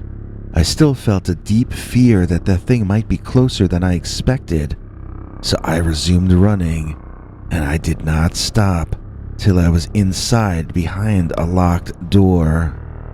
I guess this story is supposed to end with me saying that we never went back to that hill overlooking Duck Lake ever again, that we were permanently scared off by the Dogman. But that would be untrue. We went back there even more often than before, only now we all brought cameras with flashes on them. And, of course, we never saw the Dogman again. He is notoriously camera shy after all. More baffling to me than us never seeing it again is the question, how could we have even seen it once? It wasn't like it was that late at night. It was only just after sundown. How could this sort of weird trading places of aquatic dogmen be going on in a place that close to town just after dusk? I would think they would get seen all the time. It's not that obscure a location. Like I said before, they put in stairs leading down to it. People went there all the time, not just me and my friends. This is not like the wilderness or anything. So how was what we saw even possible? The answer is it wasn't. But we saw it. When that thing was chasing us, we had no doubt that it was very real. And yet, nobody we told the story to believed any word of it. They all laughed at us and said we were making up stories to get attention. And who can blame them? Because as far as any of us have been able to tell in the years since then, we were the only people to ever see the Dogman of Duck Lake. Dogman is a real animal, like a bear. Dear Scary Stories NYC, when I was a kid, I once saw a bear in our backyard in New Jersey. It was very surreal, but obviously there was nothing paranormal about the sighting, and nobody would say that there was, since we've known bears are real for thousands and thousands of years. When I was in high school, my family moved to rural Pennsylvania, and I saw a Dogman in our backyard. My sister thought it was a supernatural occurrence, but she hadn't seen the bear years earlier. There was nothing supernatural about the Dogman sighting. It was just that our minds don't want to accept that something like this could be real. So it tells us that we are seeing something paranormal or otherworldly. In my opinion, everything about the sighting that seemed strange was explainable by applied logic. Although my sighting lasted less than a minute and I've never seen the creature since, I will attempt to narrow down what I think the thing could be. And I do feel strongly that this is a natural, if extremely rare, animal. Now, I'm going to contradict myself right off the bat before I even explain to you what happened. I just said the Dogman is rare. Actually, I think there are many, many of them and that they are common. I just don't think they are common above ground. To me, what my sister and I witnessed that night was a nocturnal and quite possibly underground creature. That is where I part ways with modern natural anthropology. I think there is life in the caves and tunnels deep beneath us in the earth. I am not a spelunker, and I've never investigated cave systems myself, so my theory is not based on anything like that. My theory comes entirely from this 1-minute Dogman sighting, mixed with anecdotal reports from others that I've read or heard online. So it's about time I described my sighting to you in as much detail as I can remember. Okay, one night my sister called me into her room around midnight and told me to be quiet. When we got in there, she motioned out her window. I should say we both had rooms on the second floor of our family's house. Her room overlooked a part of the backyard that mine did not have a view of. What I saw when I looked out was a young deer, all by itself, eating clover or something that was growing on our lawn. It was far from the woods and in the middle of the lawn, right out in the open.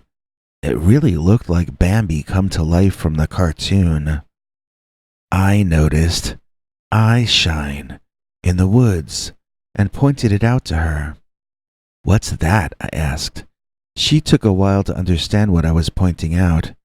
Between some trees, we could see another animal in the darkness, or we could see its eyes, which glowed a bright yellow.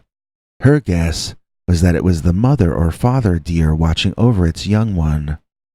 That didn't seem right to me, and I went on her computer and searched for deer eye shine. Deer, it turns out, have round eyes, and they reflect back green or red. These eyes were slanted and reflected back yellow, or possibly even were shining of their own power. My sister gasped, and I ran back to the window. The eyes had moved forward, and we could now make out a bit more. This was a dog we were looking at, but it seemed to have shoulders, like a man. It didn't look like anything I had ever seen before.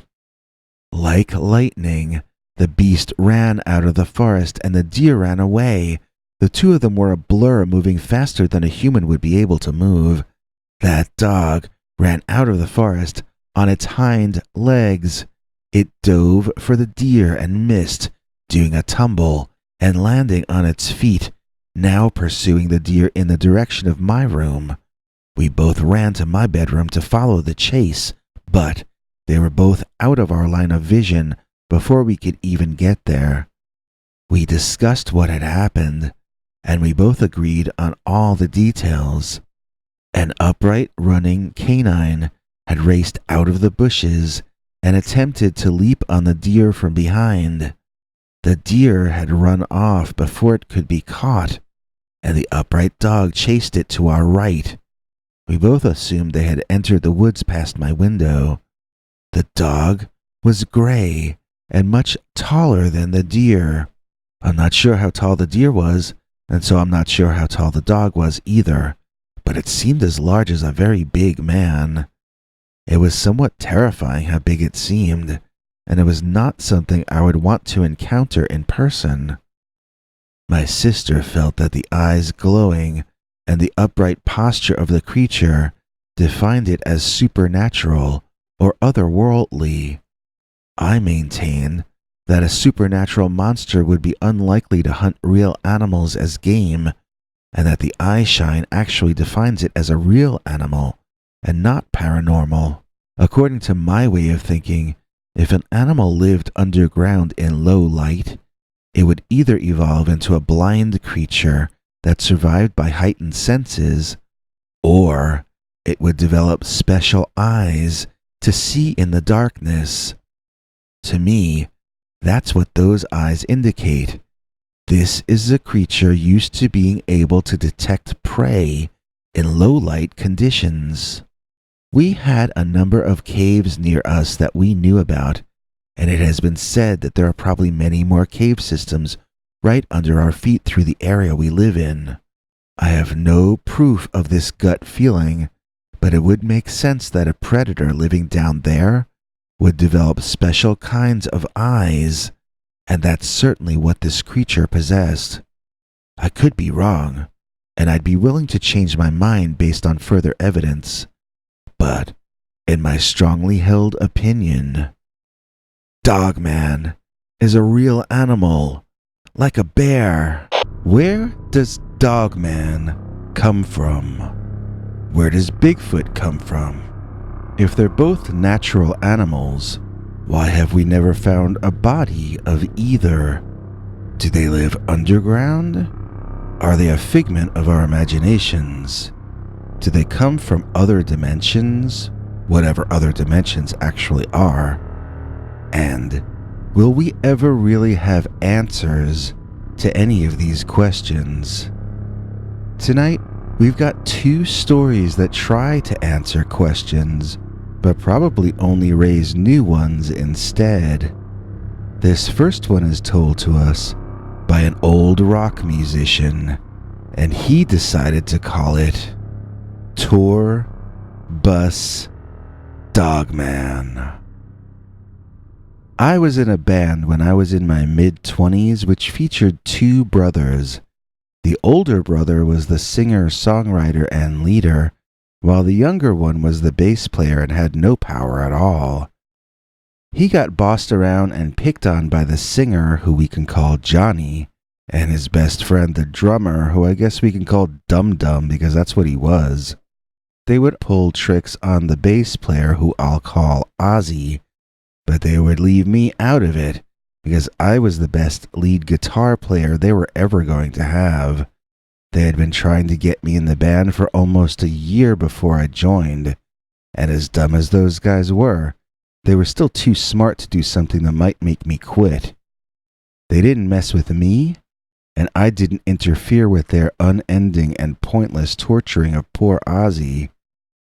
One time, they took it too far, and Ozzy managed to get his revenge, thanks to the Dogman. Now, I don't want you to think I never told Johnny he was being a jerk. His response when I told him, though, was that some of us are wolves, and some of us are sheep. He was a wolf, and Ozzy was a sheep, and sometimes life is unfair. Whatever. One night, the tour was in some town in the Midwest. We weren't a very big or famous act, but we did tend to draw some locals anyway. And even though we weren't signed to a label, sometimes we'd even have local girls get into us as well. Generally, it was only the lead singer or me that girls went for. When Johnny would get a girl chasing him, he'd try to have her locate a second one for Dum Dum on drums, and they'd double date or whatever. The entire tour up to that point, though, nobody had gone for Ozzy, who was small and dweeby and had low confidence. We finally were at some gig someplace in, I think, Michigan or maybe Ohio, and there was this nice little nerdy girl who fell for Ozzy. I was happy for him, but his lead singer brother Johnny was jealous and bitter, so Johnny and Dum Dum hatched up a plan. This club had some kind of horror theme, and they had monster masks around on all the walls. Johnny and Dummy grabbed themselves a mask each, 2 different types of werewolf masks if I recall correctly, and they talked over their plan in secret. Meanwhile, Ozzy was in his glory at the bar, drinking a drink that this girl had bought for him, and she was interviewing him for her fanzine. Neither of them noticed the 2 creeps creeping up on either side of them, keeping low to the ground and out of their vision. Then, one of them signaled the other and they both jumped up, screaming and growling. I was on the other side of the club, but I heard the girl scream, and I looked over to see the terrified Ozzy spill his drink all over the girl and run away in fear. Then, the 2 jerks laughed their butts off, dried off the girl, and finished doing the interview that Ozzy had started. Poor Ozzy sulked away to the tour bus, which was literally a small school bus we painted black, and when I found him there later, he was already asleep in one of the seats. I woke him up because it was his turn to drive that night, and I knew the guys would be back soon. They were jerks, but they were cheap jerks, and they knew if we were late for our next gig, we wouldn't get paid. But while we waited for them to show, I talked to Ozzy, and I told him he deserved better treatment than those guys gave him. I suggested that he look into joining another band, and I named 2 that I knew of who weren't happy with their current bass players. Ozzy told me that he had been writing songs secretly, and his real dream was to start his own band. I asked him to play me some, and he got out his acoustic guitar and did so. I improvised some solos on my electric and we both had a fun time. His songs were pretty good, and I was surprised he was as talented as he was. It seemed to restore the guy's self-esteem somewhat, but it only took his brother and the moron drummer 20 seconds to let the wind out of him as soon as they got back on the bus. Families can be great things if you're lucky enough to have a good one, but they can be prisons if you're unlucky with who you get stuck with. So, after we played the next gig, we had 2 days to drive a 1-day's drive to the next show. We all wanted to do something fun, but there wasn't enough money to even take in a movie, so we found a nice spot off some highway somewhere and walked out through the trees, looking for a place to make a fire and hang out. The weather was nice, and sleeping bags were a lot more comfortable to sleep in than the seats on that bus, so we were thinking about camping out if we found the right spot. As luck would have it, just past that group of trees there was one of the most beautiful views I had ever laid eyes on. We were surrounded on 3 sides by trees, but in front of us was a view down into a valley that had no buildings or constructions in it, with hills and mountains beyond. It was like we had died and gone to heaven. I went back and told Ozzy what we'd found, but he said he wanted to stay in the bus and be alone. I felt bad for the guy. He was willing to give up a beautiful day just for a few hours away from the torment of those 2 jerks. So I went and hung out with the others, and as darkness came, I suggested we build a fire to cook dinner over and maybe tell some ghost stories. The 3 of us started wandering around, looking for dry branches and twigs that we could start the fire with. I was doing pretty well myself when I heard one of the others scream in fear. I wasn't sure which one of them it was, because I'd only heard Ozzy screaming before. I ran out of the dark woods, and it turned out the night was now dark even without the help of the tree cover. I looked to my left, and I saw Dum Dum running out of the trees, followed by Johnny, and they both looked more frightened than I'd ever seen anyone. Even in the dark, they looked pale, as though all the blood had been drained from them. A second later, I could see why. Emerging from the forest behind them was what I first took to be a 12-foot tall dog. A second or 2 later, and I realized that yes, it was 12 feet tall, and it was a dog-headed creature, but it was running on its hind legs. So, even though I realized it was exponentially shorter than I had first taken it to be, I grew even more frightened of what I was witnessing. This wasn't a regular dog. It was some sort of mutated dog, or even a werewolf. This thing was like a giant-sized werewolf from a bad movie, but the face was more like a real dog or wolf than anything from any movie I'd ever seen. It didn't look like a guy wearing a mask, and anyway, there was no man tall enough to fit into a costume as large as that creature was. It was probably colored something like a brown bear, but even in the dark, I knew that wasn't a bear. It ran too fast for one thing.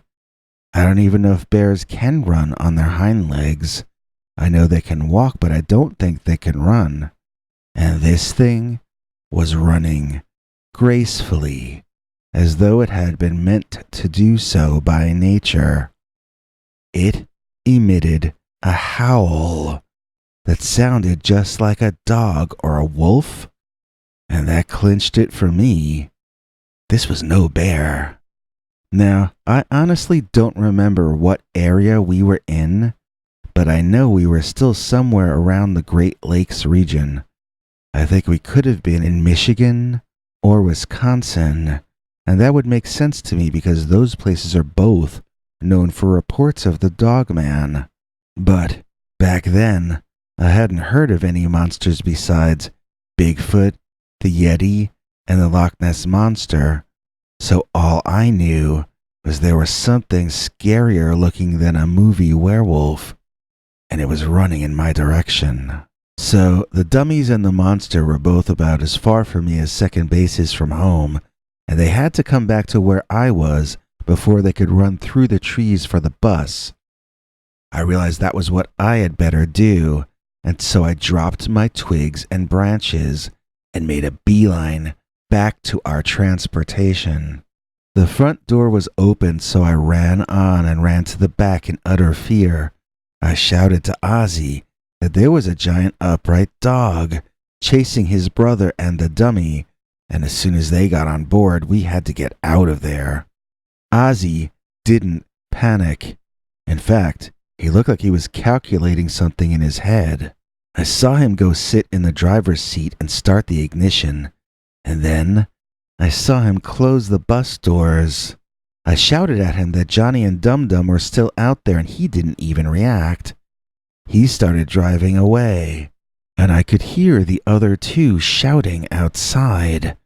I saw them run up and bang on the side of the bus as we drove away, leaving them there. Then I looked out the back, and I saw the huge, feral Dogman emerge from the forest and roar at them. The three figures ran across the road and into the forest on the other side. And Ozzy? Ozzy sped the bus up. I walked to the front and told Ozzy that those two guys might not survive the night out there alone. He looked me in the eyes and said, "Some of us are born wolves, and some of us are born sheep." Then he added, "Sometimes life is unfair," and he went back to focusing on the road ahead of us. I broke out his acoustic guitar and started strumming what I remembered of Ozzy's tunes. He would call out when I was playing the wrong chords, and I learned his songs that way while he drove. The next day, we arrived early at our gig and told the club owner that we were missing two bandmates. We offered to perform our new act and apologized. He had us play for him and agreed midway through the first song to our plan. We were lucky he was so cool about it. Some club owners can be as fierce as the Dogman if you stand them up. So, that night, hardly anyone showed up for the gig anyway, and we played to the half-filled house, who were quite enthusiastic in their support of us. As we started our encore song, who walked into the club but Dum Dum and Johnny, looking a bit worse for the wear. They were both filthy, covered in dirt, and they each limped in a different fashion, but they seemed otherwise uninjured. Johnny now had a white streak in his hair like the Bride of Frankenstein, and it made me laugh out loud. I'm sorry if that sounds cruel, but if anyone deserved it, it was that guy. They saw the small crowd loving us, and their macho attitude was left outside. They never yelled at us for what we had done. After the show, we cut a deal with them that Ozzy and I would finish their tour if we had our act open each show and their songs finish it. They had no choice but to accept the deal. We encountered a guy from an indie label at one of the last shows of the tour, and Ozzy and I got ourselves a little record deal. We never toured with his brother or that obnoxious drummer ever again. So sometimes seeing the Dogman isn't bad luck at all. Sometimes it can be great luck. My career didn't fall into place until Ozzy and I had a little help from the tour bus, Dogman, the UFO, and its occupant. My buddy and I went to visit a campground one day just to chill and to look into whether we wanted to actually camp out there one night in the future. When we both had vacation time coming up, we got a little more than we counted on when we came face to face with a UFO and its occupant. Now, this all happened when I was 20 years old, way back in 1970. That's right, I'm coming up on 70 years old soon, so you young ones settle in, because this is a bit of a story I'm about to tell you. In Kentucky, there's a nature reserve called Land Between the Lakes that is located between Lake Barkley and Kentucky Lake. Both of those bodies of water look like rivers when you view them on a map. There's a camping area near US 68, and that's the one we wanted to check out. We parked our car off the road near the bridge and wandered into the woods there. We walked along the water's edge for some ways, and it was just so peaceful there. Both of us had been having a lot of stress as we both worked for my buddy's father, and he was not a nice boss. Also, I had gotten married recently and we were already having money troubles, so we both needed some time off, and we appreciated being able to just hang out and be someplace in nature for a while with nobody shouting at us or nagging at us to get more work done or make more money. Soon, day stretched into night, and we wandered back into the woods toward our car. When we approached a clearing, we couldn't help but notice a very bright light on the other side. My friend was afraid it was some cult having a ritual burning a bonfire. The light looked unnatural to me, though, so I didn't think it was a bonfire. It looked too blue-colored to be a fire, unless it was a gas fire. When we got closer to the clearing and peeked through, we saw the most incredible sight we had ever seen. There, hovering in the air about 20 feet off the ground, was the most beautiful sight in the world. A brilliantly lit, multicolored, absolutely silent, floating airship of some kind. It was shaped like your classic flying saucer, but had lights of all colors flashing intensely all around it. Talk about psychedelic light shows, this was that. It didn't look like neon lights as Spielberg had in his movie years later. It was a kind of a light probably closer to LED, but not exactly like that either. I have never seen lights like it since, so they are hard to describe. I just know it was absolutely gorgeous, and I stood there, almost hypnotized. Before I go on, I want to say that my buddy and I have been smoking cigarettes that day, but the tobacco kind only, and we both saw the same thing, so I don't think it was a hallucination. Maybe it might have been some far advanced technology broadcasting this into our brains, or else maybe it was really there, but we were both receiving the same broadcast, if you know what I mean. My buddy started almost praying to the thing.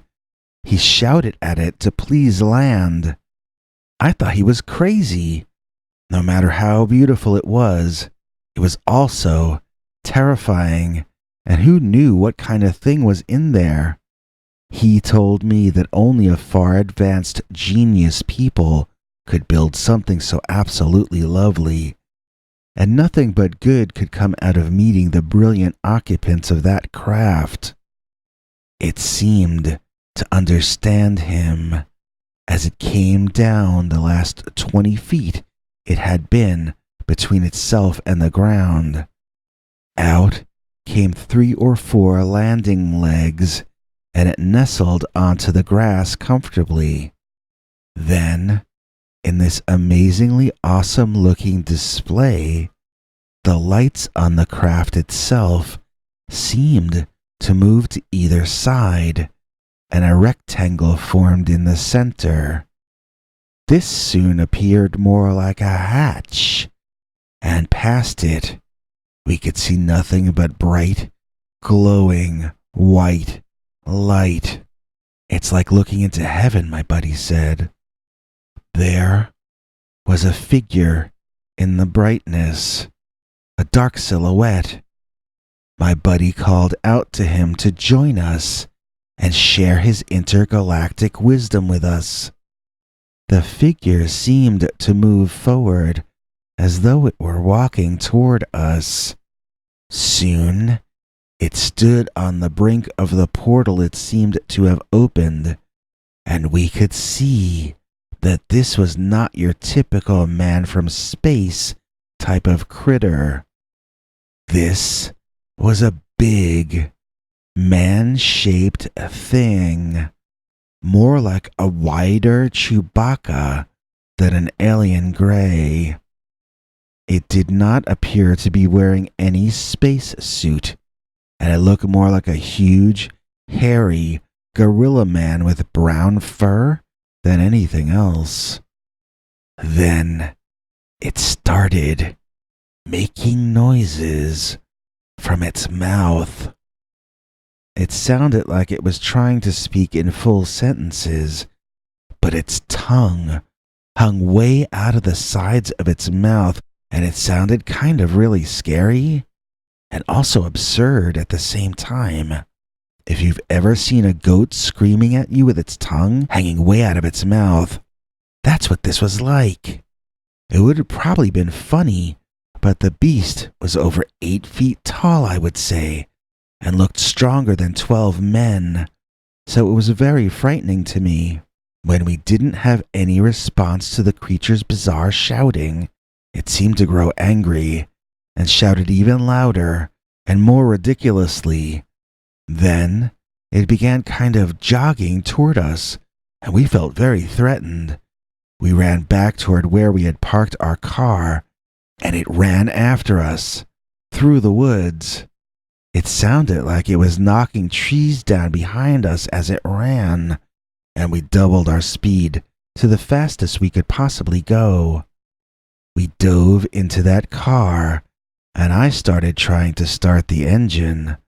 That old Ford never started on the first try, and we could see the hairy, weird spaceman about to emerge from those trees to our side. My buddy and I were unable to speak. We were both trying to catch our breath. I finally got the engine going, and then I had to let it warm up a bit. I knew if I gunned the engine before it was really going well, we would stall out. Once it stalled out, you never knew if you could get the thing going again. So as scared as I was, I let that engine get warm. The man from space ran toward us, blithering and blathering something that sounded to me like blaga blaga blaga blaga. The insanity of the moment was absolutely horrifying. I didn't want to have it end this way. I didn't want to have my life ended by something so unbelievable. It picked up a rock and threw it into my back fender. I put the car in drive, and thankfully, she didn't conk out. We had to drive slowly at first before I could try to bring her up to the speed limit, and that creature took off running after us. My buddy was begging me to drive faster. I think he was crying, and I couldn't really blame him. Even as we drove down the road, that thing chased us, hurling rocks bigger than footballs at the car, until we were finally able to get some distance between us. I angrily made fun of my friend. Only a far advanced genius species could have created something so lovely, I mocked sarcastically. He admitted that was the stupidest genius he had ever laid eyes on. We at first wanted to stop at a motel we were going to pass to spend the night, because it was a 5-hour drive back to our homes, and we were exhausted from what had just happened. As we neared the motel, though, my buddy insisted that he saw lights moving in the sky, and he wasn't sure they were airplanes. He was convinced that something was trying to get us to stay at the hotel. Something was beaming that idea into our heads. He didn't think we'd be safe there, So, tired or not, I just kept driving all night until we were finally home. Neither of us, as far as I know, ever had anything like that happen to us again. My buddy was convinced we were being experimented on. He thought the monster we saw was created just to frighten us, and that somehow they were studying human fear or whatever. He used to watch a lot of science fiction, so maybe that's where he got that idea from. I myself have no idea at all what happened to us. I'm just glad we got away from that incredibly bizarre UFO and its occupant.